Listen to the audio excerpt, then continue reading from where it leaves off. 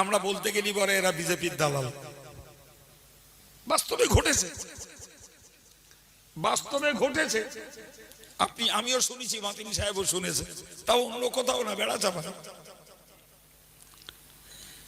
জাতিকে ধৈর্য ধরতে বলে উপহার পেয়েছি ওই,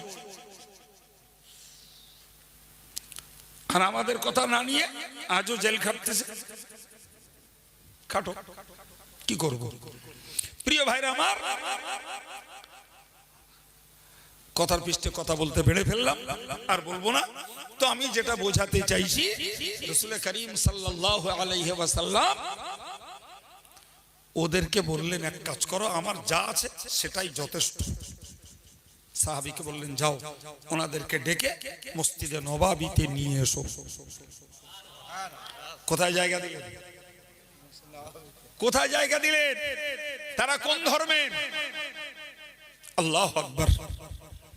সম্মানিত ভাইরা আমার, প্রিয় নবী সাল্লাল্লাহু আলাইহি ওয়াসাল্লামের সঙ্গে ওরা একটা আলোচনায় বসলো, রাসূলের পরিচয় নিল। রাসূল করিম সাল্লাল্লাহু আলাইহি ওয়াসাল্লামের কাছে তারা জানতে চাইল, এই দুর্ধর্ষ বর্বর উচ্ছৃঙ্খল যুদ্ধংদেহী, যাদের যুদ্ধের মানসিকতা, সবসময় মারামারি কাটাকাটির মানসিকতা, এই জাতটাকে আপনি পরিবর্তন করলেন কি দিয়ে? এটা কোরআন নিষেধ করেছে। তুমি পরধর্মকে গালি দিও না, তুমি পরের দেবদেবীকে গালি দিও না, তুমি পরকে সমালোচনা করো না।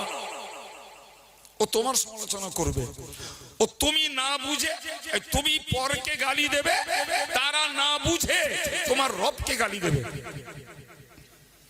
এসব কোরআনের নিষেধ।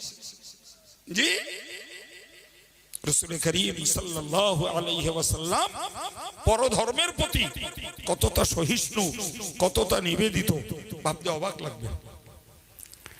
এমনকি একটা কথা বলে ফেলছি, একদিন রাসূলুল্লাহ মসজিদে নববীর কাছে সাহাবায়ে কেরামদের সহ বসে আছেন।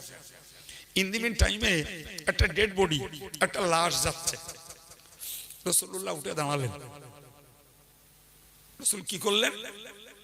কি বলিস বলেন? উঠে দাঁড়ালেন। লাশটা চলে যাওয়ার পরে একজন সাহাবী বললেন, হুজুর আপনি দাঁড়ালেন যে, ওটা একটা ইহুদির লাশ।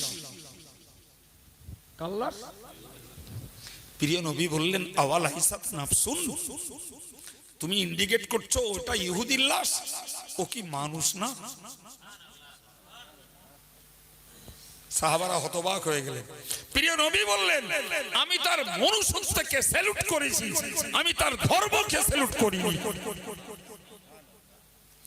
ভাই আমার, জাতি যদি এই জাতীয় কথাগুলো শিখতো আর বুঝতো, তাহলে দুমদাম উড়ন্ত খবরে সাম্প্রদায়িক দাঙ্গা বাঁধিয়ে বসতো না।